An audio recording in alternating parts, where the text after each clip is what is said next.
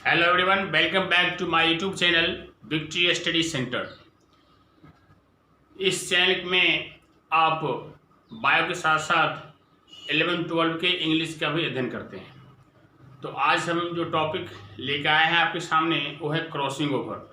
ये crossing over इसके पहले के वीडियो में जो बता रहा था संलग्नता, उसी में इसकी नींव पड़ गई थी, चर्चा चल गया था और मैंने आपको कहा था कि नेक्स्ट टॉपिक हमारा क्रॉसिंग ओवर होगा। तो आइए आज हम देखते हैं क्रॉसिंग ओवर की क्रिया। और जो बच्चे हमारे इस चैनल को सब्सक्राइब नहीं किए हैं तो कृपया उसे सब्सक्राइब कर दें, ताकि आपको हर वीडियोज़ का नोटिफिकेशन आपको पहले मिले, ताकि आप इसका उपयोग कर सकें और कुछ सीख सकें। ठीक है, तो आज मैं आपको क्रॉसिंग ओवर के बारे में बता रहा हूँ। क्रॉसिंग ओवर जिसको कहते हैं जीन विनिमय, पुनर्योजन भी बोलते हैं इसको, रिकॉम्बिनेशन भी बोलते हैं। इसमें जीनों की अदला बदली होती है और दो गुणसूत्र, जो समजात गुणसूत्र जब आपस में मिलता है, जब जीनों की अदला बदली हो जाती है तो फिर एक नए वेरिएशन, विभिन्नताएं उत्पन्न होती हैं जीवों में। तो विभिन्न चीज़ों को हम देखेंगे। तो आइए आज हम देखें क्रॉसिंग ओवर को। तो सबसे पहले क्रॉसिंग ओवर की क्रिया जो होती है, सबसे पहले इसका नामकरण जो होता है 1912 ईस्वी में टी.एच. मॉर्गन और कैसल ने मिलके किया था, है ना। और उन्होंने इसकी परिभाषा बताई और आगे डिटेल्स उन्होंने बताया। सब चीज़ को हम चर्चा करेंगे, इसके महत्व को, इसके प्रभाव को पढ़ेंगे, इसके प्रकार को पढ़ेंगे, है ना। सारे चीज़ को पढ़ेंगे और एग्जाम व्यू से ये काफ़ी इम्पोर्टेंट टॉपिक है क्रॉसिंग ओवर।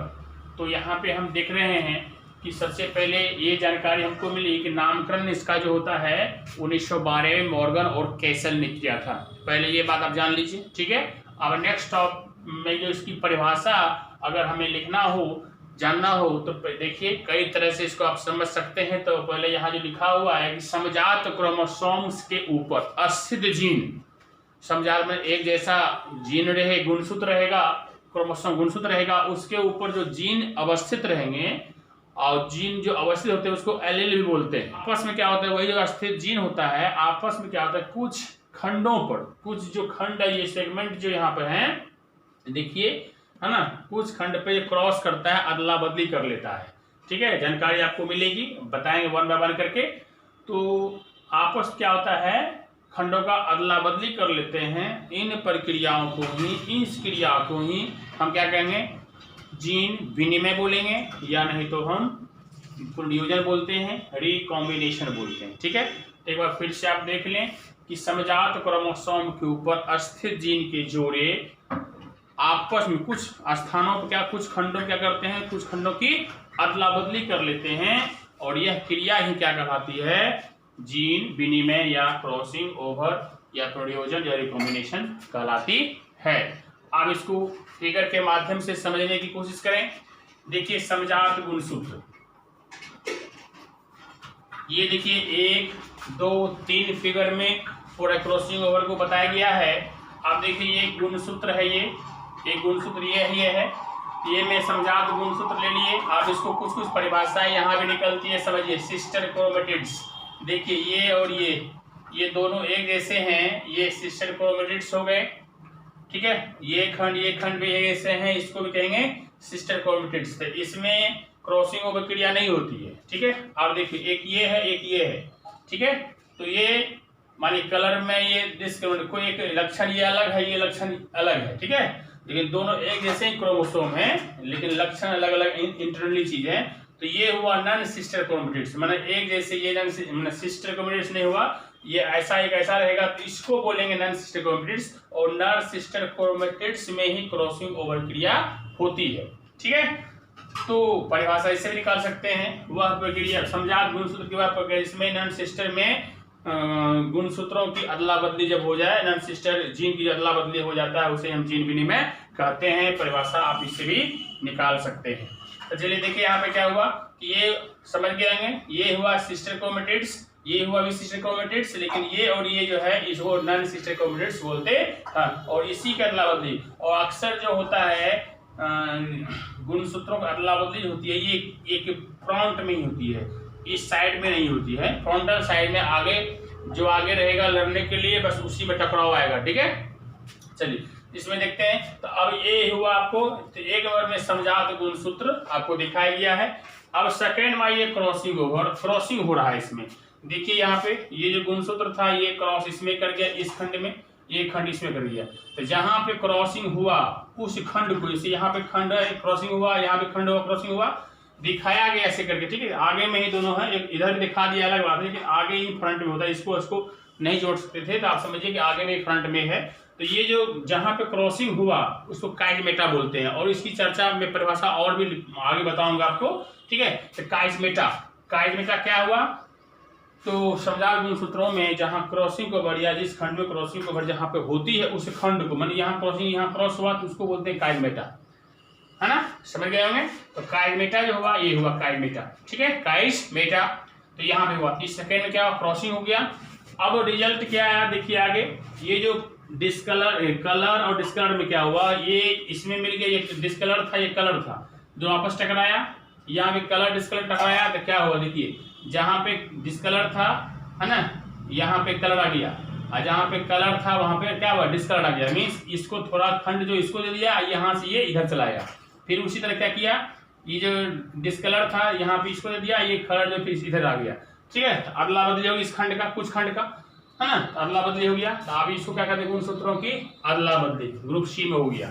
ठीक है, तो आप इसको समझ सकते हैं कि जो जीन विनिमय हो गया, क्रॉसिंग ओवर हो गया। ठीक है, तो आप यहाँ ए बी सी में आप परिभाषा जो है उस परिभाषा को मैं इसमें इंडिकेशन रूप में समझा दिया। ठीक है, आप इसको ध्यान से लिखिए, इसको लिखिए बनाइए, और फिर इसके आगे हम देखते हैं क्रॉसिंग ओवर के प्रकार। क्रॉसिंग ओवर सजीवों में दो तरह से होता है, दो प्रकार का होता है। एक होता है जेनेटिक जीन विनिमय, दूसरा होता है कायिक जीन विनिमय। कायिक को सोमैटिक बोलते हैं, और ये जेनेटिक होता है जर्मिनल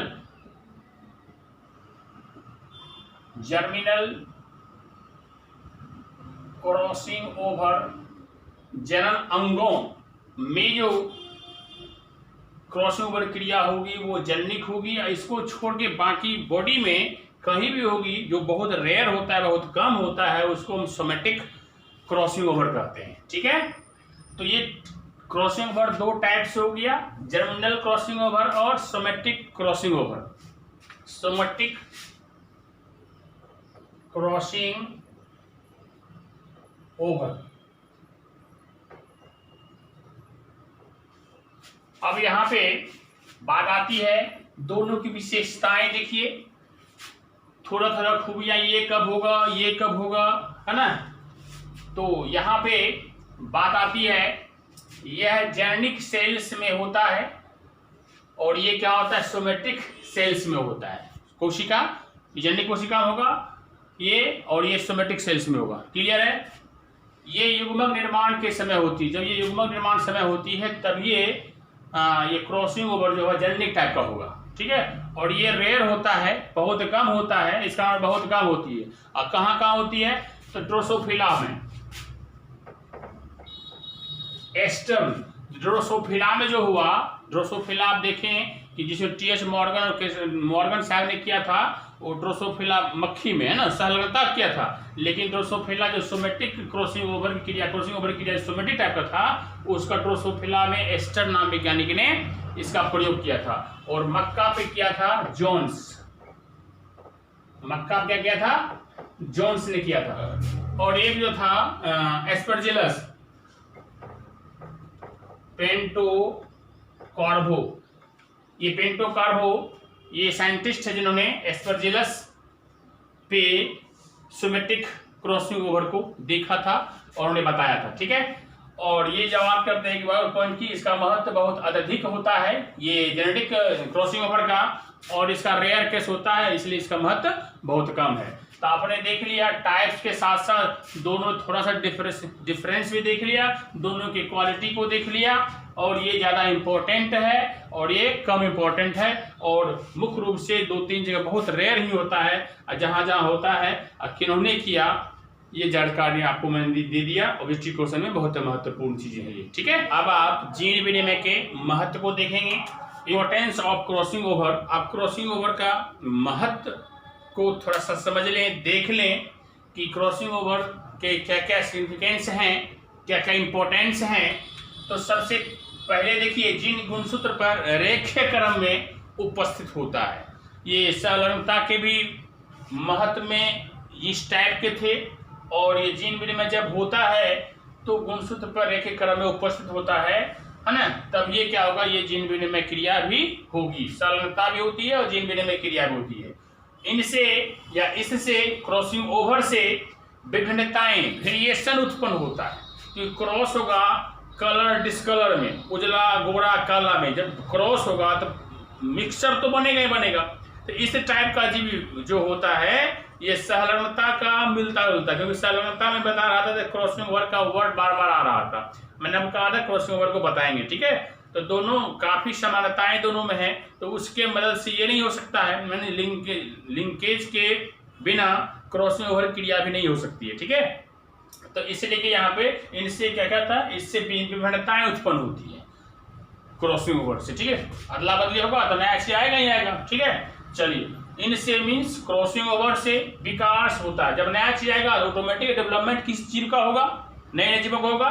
तो ये यूनिट 2 में ही है, ये टॉपिक है जैव विकास, हम पढ़ेंगे कैसे विकास होता है। तो बड़ा लंबा टॉपिक्स है, उसको भी देखेंगे। वो उस टॉपिक्स को इंक्रीज करने में जो है क्रॉसिंग ओवर की क्रिया ही काम आती है और बहुत ही महत्वपूर्ण है। तो आगे देखते हैं, इनसे लिंकेज मैप भी बना सकते हैं, मीन्स क्रॉसिंग ओवर से हम लिंकेज मैप भी बना सकते हैं। जीन मैप की चर्चा इसके पहले भी मैंने कहा था कि जब दूरी नापने के लिए जब नक्शा तैयार हो जाएगा, मानचित्र है ना, गुणसूत्र मानचित्र तैयार हो जाएगा तो उसकी दूरी ज्ञात कर सकते हैं। ठीक उसी प्रकार से इनसे लिंकेज मैप भी बन सकता है, जिससे भी दूरी ज्ञात हो सकता है। अब आगे है क्रॉसिंग ओवर कैसे कैसे हो सकता है, तो सिंगल भी हो सकता है, डबल भी हो सकता है या मल्टीपल भी हो सकता है। आपने यहाँ पे देखा था कि फिगर के माध्यम से मैं आपको बताया था, इस तरह से अगर क्रॉसिंग यहाँ हुआ, ठीक है, क्रॉसिंग यहाँ हुआ, ये काज बटा हुआ, ये भी काज बटा हुआ। अगर यहाँ पे और भी होगा, ये सिंगल हुआ और लंबा हो जाएगा तो और ज्यादा बड़ा रहेगा, काजमेटा कई बार होगा, क्रॉसिंग कई जगह होगा तो वो डबल भी कहलाएगा, और ज्यादा होगा तो वो मल्टीपल भी कहलाएगा। मीन्स यहाँ पे क्रॉसिंग ओवर सिंगल भी हो सकता है, डबल भी हो सकता है और उससे अधिक भी हो सकता है, बशर्ते कंडीशन ये है कि काजमेटा क्या होता है, जहाँ पे क्रॉसिंग होता है उस जगह को क्या बोलते हैं, काजमेटा बोलते हैं। काजमेटा की संख्या निर्भर करती है, काजमेटा में क्रॉसिंग कितने जगह हुआ, जितना जगह होगा उतना क्रॉसिंग ओवर होगा। सिंगल बार क्रॉसिंग ओवर काजमेटा सिंगल बनेगा तो सिंगल क्रॉसिंग ओवर होगा, डबल जगह होगा तो डबल क्रॉसिंग ओवर होगा, एक उससे अधिक होगा तो उससे अधिक बनेगा। अब ये काजमेटा की संख्या निर्भर करती है, और काजमेटा की संख्या किस पर निर्भर करती है तो उसको देखिए। तो काजमेटा की संख्या गुणसूत्र की लंबाई पर निर्भर करती है, अर्थात आपने क्या देखा, गुणसूत्र की लंबाई अगर जितना ज्यादा होगी काजमेटा उतनी जगह टकराएगी, और काजमेटा जितने जगह टकराएगी उतनी जगह क्या होगा, क्रॉसिंग ओवर की क्रिया होगी। तो ये आपका इंपॉर्टेंस हुआ जीन विनिमय के महत्व। अब इसको आपने देख लिया, अब हम इसके जो प्रभावित करने वाले कारक होते हैं, जीन विनिमय को प्रभावित करने वाला कारक उसको देख लेते हैं। उसमें टेम्परेचर भी है ना, रेडिएशन भी है, ठीक है। उसको हम आप प्रभावित करने वाले फैक्टर कौन कौन है उस फैक्टर को हम देख लेते हैं। लास्ट टॉपिक हमारा क्रॉसिंग ओवर का होगा, है ना, जीन विनिमय को प्रभावित करने वाले कारक। तो आइए उसको पढ़ते हैं, ठीक है। अब आगे हम जीन विनिमय को प्रभावित करने वाले कारक को देखते हैं, जिसे factor affecting of crossing over भी कहते हैं। अब इसमें यह है कि कौन ऐसी चीजें हैं जो क्रॉसिंग ओवर होने में उसे मजबूर करती है, और क्रॉसिंग ओवर क्यों होती है, क्या वजह है उस कारक को देखते हैं, कब कब हो जाता है, क्या स्थिति ऐसी होती है ना। अब कारक के रूप में कौन कौन आते हैं उस चीज को देखते हैं, और यह है क्रॉसिंग ओवर का लास्ट टॉपिक होगा, ठीक है। तो आगे देखते हैं पहला, तो क्रॉसिंग ओवर की क्रिया पुरुषों की अपेक्षा स्त्रियों में ज्यादातर होती है, अर्थात ये बात आती है क्रॉसिंग ओवर क्रिया पुरुषों में कम स्त्रियों में ज्यादा होती है। और दूसरा पॉइंट कहता है क्रॉसिंग ओवर की क्रिया युवतियों में ज्यादातर होती है, मीन्स अगर पुरुषों से ज्यादा महिलाओं में होती है तो महिलाओं में किस उम्र में होगी, तो युवा अवस्था जो है ना, उस अवस्था में क्रॉसिंग ओवर की क्रिया ज्यादातर होती है। ठीक है, आगे जो है क्रॉसिंग ओवर क्रिया कम तापमान और उच्च तापमान दोनों जगह अधिक होती है। टेम्परेचर कम रहेगा तो भी क्रॉसिंग ओवर क्रिया ज्यादा होगी, क्रॉसिंग ओवर क्रिया ज्यादा होगी, और टेम्परेचर हाई है तो भी क्रॉसिंग ओवर क्रिया ज्यादा होगी। अर्थात क्रॉसिंग ओवर क्रिया तापमान उच्च रहेगा तो भी होगा और कम रहेगा तो भी होगा, बीच में रहेगा तो क्रॉसिंग ओवर क्रिया कम होती है, नहीं बराबर होती है। तो क्रॉसिंग ओवर क्रिया करने के लिए तापमान का उच्च होना या तो निम्न होना जरूरी है। आगे है एक्स किरणें क्रॉसिंग ओवर को बढ़ा देती है। एक्स किरण क्या करती है, क्रॉसिंग ओवर को बढ़ाती है। और रेडिएशन से भी, जो लाइट होता है रेडिएशन से भी, रेडिएशन कीमोथेरेपी भी टाइप से होता है, लाइट देके किसी चीज को है ना, जैसे कीमोथेरेपी रेडिएशन कीमोथेरेपी करके कैंसर का इलाज किया जाता है, उस लाइट रोशनी से, तेज धारा रोशनी रेडिएशन जो होती है उससे भी क्रॉसिंग ओवर को क्रिया को तेज किया जा सकता है। तो ये एक फैक्टर ये हो गया, दूसरा फैक्टर ये हो गया, तीसरा हो गया तापमान कम है और हाई है तो भी होगा। और यहाँ पे दोनों मिलता जुलता ये है कि युवाओं में, युवतियों में है ना ज्यादा क्रॉसिंग क्रिया होती है। तो ये आपने आज क्रॉसिंग ओवर को प्रभावित करने वाले कारक को देखा। इसी के साथ क्रॉसिंग ओवर क्रिया आज पूरी हुई। और आज आपने क्रॉसिंग ओवर को देखा, क्रॉसिंग ओवर के प्रकार को देखा, क्रॉसिंग ओवर के महत्व को देखा और क्रॉसिंग ओवर को प्रभावित करने वाले कारक को देखा। उम्मीद है आप अच्छी तरह से समझ गए होंगे। इसके आगे का टॉपिक जो हमारा है वो लिंग निर्धारण होगा, तो तब तक आप इस चीज को इसको अध्ययन सही से कर लें, लिख लें, है ना, और ऑब्जेक्टिव क्वेश्चन सब्जेक्टिव क्वेश्चन के रूप में इसको आप बना लें। और किसी प्रकार की प्रॉब्लम हो आप मुझे कमेंट्स के द्वारा बता सकते हैं। ठीक है, ओके, तब तक के लिए बाय बाय।